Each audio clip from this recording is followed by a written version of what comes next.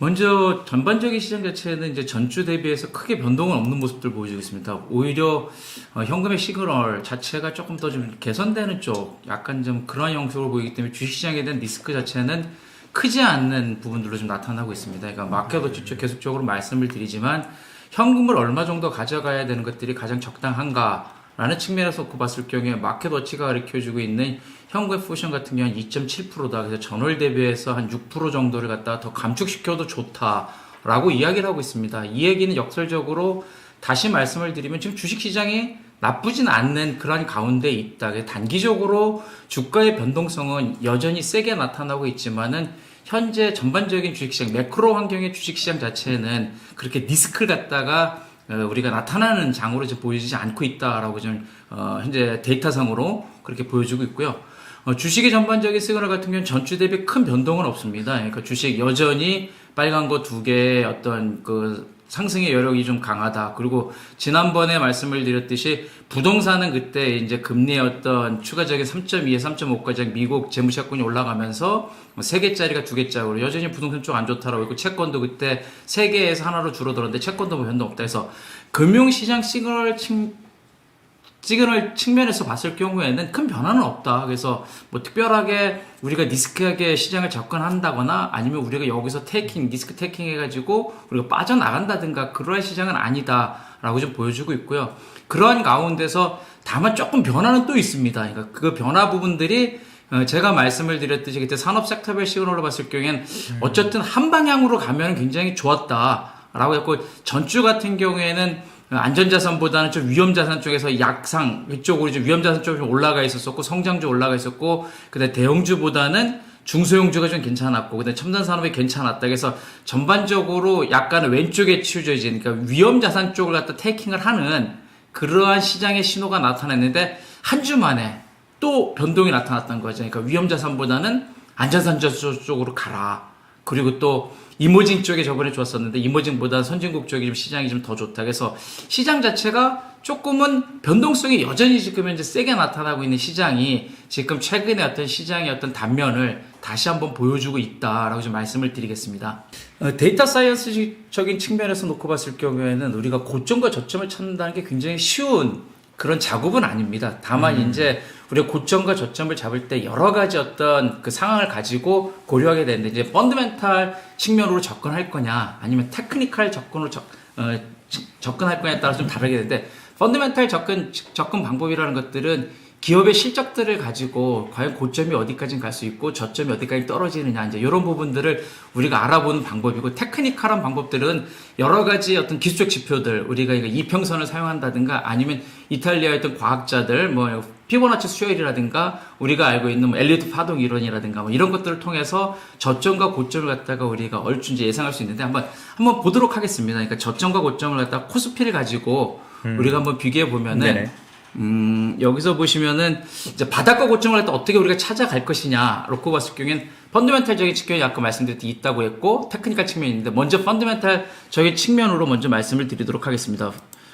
펀더멘탈적인 측면을 놓고 보면은 기업의 어떤 그 실적을 가지고 이제 예상을 하게 되어 있는데 이제 PER, PBR, 그러니까 Price Earning Ratio라든가 Price Book Ratio들, 그러니까 Price Earning Ratio라는 것들은 기업의 수익이 이게 수익성이 그 주가라든가 펀 밸류, 기업의 어떤 가치에 어느 정도 반영하느냐 저희 측면에서 놓고 볼 때 우리가 많이 활용하는 그 주가 지표의 가장 대표적인 것들이 이제 PER 지표고 이제 PBR 지표 같은 경우에는 그 자산 가치를 가지고 우리가 이제 기업의 그 시가총액을 다 나눠주게 되는데 결국 고점으로 갈 때는 수익성을 봐야 되는 거고 네. 저점으로 갈 때는 이거 자산 가치가 얼마 정도 있느냐 놓고 봤을 경우에 과거 2000년도부터 이제 2023년도까지 한 22년도에 PER 지표하고 주가 우리가 코스피를 갖다 주가에 갖다 그래프를 그려보면은 PER 지표 같은 경우에는 이제 고점으로 갈 때 통상적으로 고점으로 갈 때 우리가 주가의 어떤 고점들을 찍어내는 모습들을 보여주고 있는데 우리가 이제 2007년도 미국발 금융위기 바로 이전까지 우리가 굉장히 시장이 핫하게 올라갔었을 경우에 과연 PER 지표가 얼마까지 갔냐라고 보면은 대략 한 13배 정도, 13.2배 정도까지 갔고 우리가 이제 2019년 12월 달에 코로나 사태가 있고 2020년에 이제 주가가 바닥을 기면서 다시 급격히 그래서 그때 이제 동학개미 열풍이 불고 흔히들 이제 젊은 세대들이 우리가 얘기하는 MZ 세대들이 시장에 굉장히 빠르게 유입되면서 주가의 어떤 고점들을 한번 찍게 만들었죠. 그래서 그때의 PR 고점 같은 경우에 이제 14.9배까지 올라가는, 그래서 찐 고점은 현재 PR 지표로 놓고 봤을 경우에는 과거 역사 한 23년도의 어떤 역사상으로 봤을 경우에 14.9배 정도 갔던 것들이 찐 고점이었고, 통상적으로 고점을 놓고 보면은 미국발 금융위기 이전에 바로 한번 나타났을 때 13.2배, 그리고 또 우크라이나 전쟁, 러시아와 우크라이나 전쟁이라든가 뭐 중국의 폐쇄, 코로나 폐쇄에 의해서 다시 한번 바닥을 찍으면서 올라갔었을 때 한때 13.2배까지 올라갔던 모습을 보여주기 때문에 우리가 고점을 놓고 봤을 경우에는 이제 PR 놓고 봐라 라고 봤을 경우에 현재 PR의 4월 20일, 그러니까 지난주 금요일이겠죠. 네. 그러니까 오늘자는 아직 끝나지 않았으니까요. 4월 20일 지난주 금요일까지의 PR 놓고 13.5배다. 그러면 과거 고점을 놓고 보면 굉장히 고점 수준에 놓여 있다라는 얘기거든요. 네네. 그러면은 이게 추가적으로 찐 고점으로 향해 간다라고 보면은 그 전에 엄청난 위기가 한번 있어가지고 우리가 올라간다라고 하면 찐 고점까지 갈 수 있겠죠. 그러면 우리가 뭐 가정을 하는 거겠죠. 지금 중국의 코로나 위기, 그 다음에 러시아라든가 우크라이나의 어떤 그 사태가 찐바닥이라 놓고 봤을 경우에는 다시 올라갈 수 있다라고 봤을 경우에 14.9배까지 올라갈 수 있다라는 가정이 성립된다라고 봤을 경우에는 최대 2,800까지도 갈 수 있다라고 보여지는데, 개인적으로는 실질적으로 우리가 그 우크라이나라든가 러시아의 어떤 전쟁, 그 다음에 그 중국의 어떤 코로나 사태가 찐바닥은 아닌 걸로 지금 보여줄 수 있기 때문에 여기서 올라간다라고 보면은 과거의 전고점 수준인 13.2배 정도 수준이 네네. 우리가 적정한 고점으로 놓고 봐야 되는 거 아니냐. 그렇고 봤을 경우에 현재 PR 지표 13.5배는 다소 좀 과하다. 그래서 수익이 개선돼가지고, 수익성이 개선돼가지고, 오히려 아까 프라이스 어닝 레이쇼라고 하니까 어닝이 올라가서가지고 PR 지표를 떨어뜨리면서 13.2배까지 가면은 우리가 상승할 가능성이 있어 보이지만, 현재 고점으로 놓고 봤을 경우에는, 추가 상승은 굉장히 제한적인 걸로 지금 현재 우리가 펀더멘털적인 측면에서 우리가 해석할 수 있을 거고요. 반면에 바닥으로 내려간다라고 했으면 얼마까지 내려갈 수 있을 거냐. 현재 지금 미국발 실적도 굉장히 나쁘게 나오고 변동성이 좀 심하면서 야, 이러다 빠지는 거 아니야? 얼마까지 빠지지? 되게 두렵고 힘든 가운데 있는데, 이제 바닥을 놓고 봤을 경우에는 PBR 지표 놓고 보실 수 있다라고 말씀을 드렸는데, 이제 PBR 지표 놓고 한번 또 보겠습니다. 이제 네네. 주가는 여전히 뭐 똑같겠죠. 코스피 지표는 똑같은데, 이제 PBR 지표를 놓고 보면은, 이 PBR이라는 것들이 북밸류이기 때문에, 자산 가치이기 때문에, 통상적으로 이론상으로는 1배를 하회해버리면은 자산 가치보다 떨어진다라고 네네. 보여지기 때문에, 지난 23년 동안 평균이 1배입니다. 그러니까 평균 자기 자산 가치는 유지해준다라고 보시면 될 것 같고, 그러한 가운데서 위기가 나타났죠. 앞서도 말씀드렸듯이 2007년도 미국발 금융위기 한번 크게 터졌고, 네. 그 다음에 코로나 때 또 크게 한번 터졌고, 러시아 우크라이나 전쟁이라든가 중국의 어떤 그 코로나 봉쇄에 따라 또 위기가 한번 있어요. 그래서 위기가, 우리가 얘기하는 그 미국발 금융위기도 큰 위기죠. 그 다음에 러시아하고 우크라이나의 전쟁이라든가 코로나 봉쇄도 꽤 큰 위기인데, 이 위기가 나타났을 경우에 통상적으로 자기 자산 가치 대비 0.75배 정도까지 떨어진다. 네네. 그리고 정말 엄청난 위기, 우리나라 한국의 경우 같은 경우에는 1998년대 IMF 같은 거라든가, 네네네. 아니면 또 2019년 말 2020년 초에 그 코로나 위기 같은 경우에 이때는 0.62까지 떨어지는 모습도 보여주고 있는데, 현재 PBR로 놓고 봤을 경우에 0.93배다. 그러면은 지난 20년 평균보다는 낮은 수준이다. 그래서 뭐 어느 정도 PBR로 놓고 보면은 바닥은 아니야?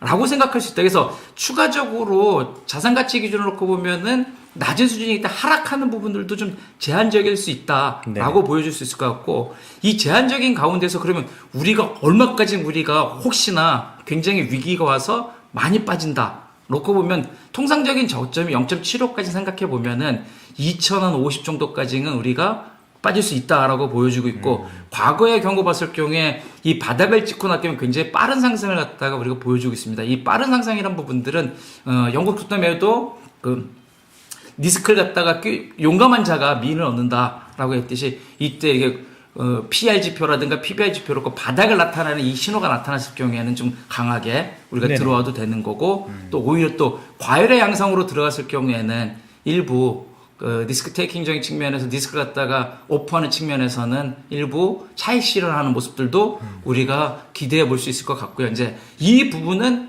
펀더멘탈을 가져가지고 우리가 지금 저점과 고점을 예, 우리 예. 찾아내는 방법이고요. 또 다른 방법 같은 경우에 이제 이탈리아 수학자인 그 레오나드 피보나치라는 이게 수학자의 어떤 피보나치 수열이라는 어떤 그런 기법을 통해서 우리가 찾아낼 수 있을 것 같은데요. 피보나치 수열 같은 경우에는 많이들 아시겠지. 하나 더하기 하나는 2 되고 그러면 2가 나왔으니까 1하고 3하고 더하면 1하고 2 더하니까 3, 3하고 2 더하면 5 이렇게 계속적으로 올라가는 어떤 피보나치 수열이 있는데 이 피보나치 수열 같은 경우에는 가장 이상적인 어떤 황금 비율을 나타내 주게 되어 있습니다. 그래서 네네. 레오나르도 다빈치의 그림을 보게 되면은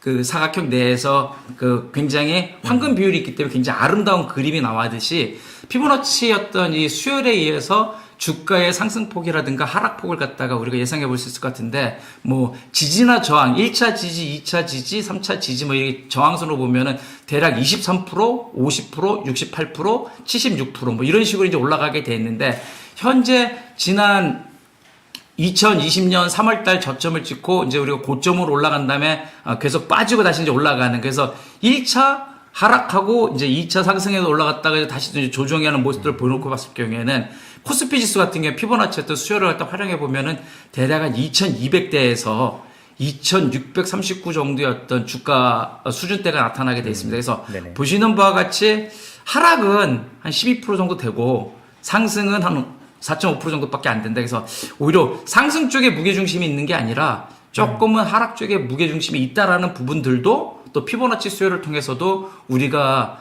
고점과 저점을 1차적으로 우리가 생각해 볼 수 있을 것 같고요. 또 마지막 같은 경우에 이제 기술적 지표들 여러분들 많이 보시는 거죠. 그러니까 뭐 이평선을 활용하고 매물대라든가 이평선을 놓고 봤을 경우에 지금 주봉으로 한 5년 정도의 어떤 그 주가의 흐름을 보면은 2250대 정도 수준에서 굉장히 강한 네네. 매물대가 있기 때문에 이 부분들이 바닥을 우리가 형성할 수 있을 것 같아요. 그 바닥 같은 경우에 한 2250대에서 추가적으로 하락한다라고 보면 여기서 이제 강한 또 저항을 갖다가 지지를 받을 걸로 보여주고 있고, 상승을 한다라고 봤을 경우에 또 우리 120선 이평선인 또 2750대에 또 걸릴 걸로 보여주고 있기 때문에 우리가 테크니컬하게 차트적인 어떤 측면을 놓고 보면 바닥과 매물대하고 이평선 놓고 봤을 경우에 또 2250에서 2750까지 또 우리가 바닥과 상승 부분들을 갖다가 우리가 생각해 볼 수 있다. 그래서 전체적으로 놓고 봤을 경우에는 현재 지금 주식시장은 변동성이 좀 꽤 심하게 나타나고 있지만은 하락에 대한 리스크 같은 경우에는 대략 한 11% 정도 하락에 대한 네. 다운사이드 리스크가 있고, 업사이드 포텐셜 같은 경우에는 한 4.5% 정도 있다. 그 부분이 피보나치의 수요일이라든가 뭐 매물대 아니면 뭐 이평선 이런 걸 놓고 봤을 경우에는 대략 2250에서 뭐 한 2700대 정도 수준에 놓고 봤을 때 현재 주가 수준이 2550이면은 약간은 상승의 어떤 개연성 자체는 조금 조심스럽게 접근하시고 하락의 무게중심이 조금 있는 상태에서 시장을 좀 접근해내고, 그러한 가운데서 시장은 꽤 큰 변동성을 계속적으로 보여줄 걸로 지금 현재 예상되어지고 있습니다.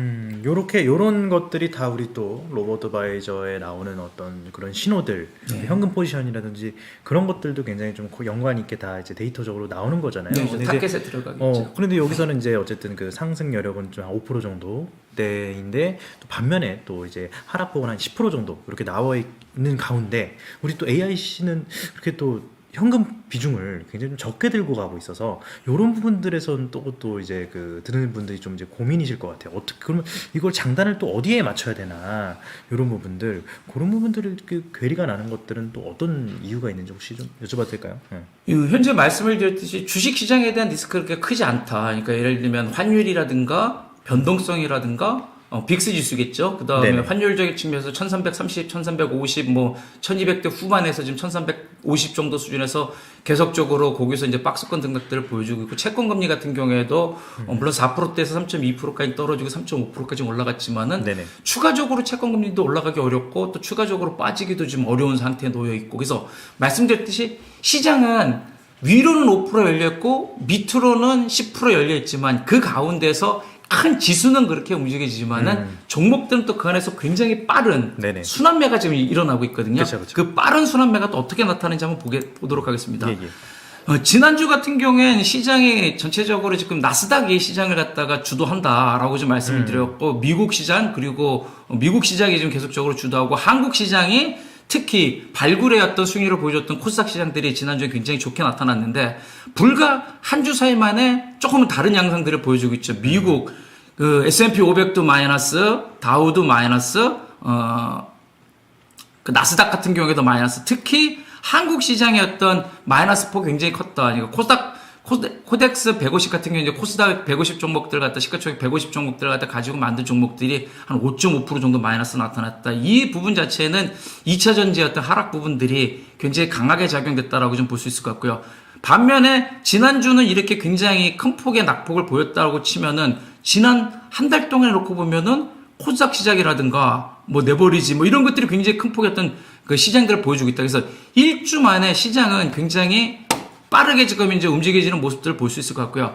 그런 가운데서도 앞서도 말씀드렸듯이 업사이드 5%가 있고 다운사이드 리스크가 10% 있지만은 그런 가운데 종목은 굉장히 빠르게 순환매를 갖다 나타내고 있는데 이런 빠른 순환매 상태에서도 여전히 강한 모습들을 보여주고 있는 재미난 시장들이 있습니다. 저번에도 한번 말씀을 드렸는데 지난주에도 유럽 시장이 굉장히 좋다라고 좀 말씀을 드렸는데 유럽 시장은 계속적으로 여전히 좋은 모습들을 좀 보여주고 있습니다. 그러니까 MSCI 유로존 같은 경우에 1개월대도 플러스를 보여주고 있지만은 지난 전주도 한 0.4% 정도의 플러스. 그리고 지금 유럽 시장 같은 경우에는 프랑스, 독일, 그 다음에 영국 같은 경우에 사상 최고가를 갖다가 지금 경신해내고 있는데 국가로 놓고 봤을 경우에도 지난주 MSCI 국가로 놓고 보면은 프랑스가 플러스 나타내주고 있고 유나이티드 킹덤 같은 경우에도 플러스, 저메니도 플러스. 그래서 유럽 시장은 굉장히 좋은. 그래서 우리가 지수를 갖다 지수 플레이 한다 아니면 국가 플레이 한다고 보면은 빠르게 변동성이 있지만 그 가운데서도 여전히 지금 이제 우상향되고 있는 쪽이 안정적으로 놓고 본다고 치면은 유럽 시장 쪽이 조금은 그나마 좀 괜찮은 모습도 보여주고 있고 지수를 놓고 보면은 굉장히 변동성이 심하기 때문에 이 변동성을 다 따라가기 굉장히 어렵습니다. 그래서 이런 경우에는 일부 현금화해갖고 현금을 포지션을 갖고 있는 것들도 괜찮을 거고 그렇다고 이걸 빠르게 따라가는 것보다는 이미 그 갖고 있다라고 보면은 보유해서 홀드하는 전략들도 뭐 괜찮을 것 같다라는 생각들을 가져갈 수 있고요. 시장도 또 섹터별 시장도 조금은 좀 빠르게 또 변하고 있어요. 지난주까지만 하더라도 IT 그 다음에 그 반도체 부분들이 굉장히 좋다라고 말씀을 드렸는데 네네. 여전히 반도체는 괜찮습니다. 그래서 섹터별로 접근했을 경우에는 삼성전자의 어떤 감산이라든가 삼성전자의 1분기 반도체 부분의 어떤 전체적인 수익이 6천억대 수익밖에 안 나타났었는데 뭐 2분기 지금 예상하기에는 토탈리 적자도 나타나는 거 아니냐. 역설적으로 토탈리 적자가 나타난다는 얘기는 컨트롤리안적인 측면에서 이제 더 이상 물러날 데가 없다. 그러면 거기가 바닥을 찍고 올라갈 수 있다라고 우리가 컨트롤리안 역발상 전략을 놓고 보면은 반도체 필라델피아 반도체 지수 같은 경우에도 여전히 좀 계속 좀 긍정적인 모습을 보여주고 있다. 그리고 미국 소비 경기가 그러니까 지금 계속적으로 물가 그 다음에 그 금리 이런 얘기들 하고 있는데 물가가 쉽게 빠지지 않는다라는 얘기는 그 내수 쪽 시장 자체가 좀 쉽게 안 빠진다는 얘기다. 그래서 내수에 관련되어 있는 섹터 부분들이 굉장히 좀 강하게 나타나고 있습니다. 지난주 같은 경우에도 그 내구재 컨슈머 스테이블이라든가 컨슈머 디스크레이트라든가 이런 종목들 같은 경우들이 지난주에 같은 경우에는 다들 플러스 나왔다. 그래서 미국의 어떤 섹터 놓고 봤을 경우에는 컨슈머 섹터들이 좀 굉장히 좋다. 그러니까 반도체라든가 컨슈머 이런 섹터별로 우리가 좀 제한적으로 포커싱했고 우리가 집중화 전략들을 가져가는 그런 전략들이 괜찮았고 채권 같은 부분들 같은 경우에는 뭐 지난주 이제 금리가 내려갔다가 올라가다 보니까는 금리가 올라가게 되면은 오히려 숏 같은 상품들이 이제 플러스가 보여주고 있고 금리가 올라감에 따라서 전통적인 농산품 같은 경우에는 이제 마이너스를 보여주고 있다. 그래서 그 변동성이 업사이드 포텐셜은 5% 있고 다운사이드 리스크가 10%가 있지만 그 가운데서도 굉장히 빠른 종목별 순환매가 지금 이루어지고 있기 때문에 그 종목별 순환매에 가서 먼저가 기다리는 전략도 유효해 보일 수 있다라고 보여주고 있고 우리가 이미지 갖고 있다라고 보면은 순환이 굉장히 빠르게 돌고 있기 때문에 네. 다시 또 나의 어떤 장들이 올 수 있기 때문에 보유하는 전략들도 맞다라고 지금 이야기할 수 있을 것 같습니다.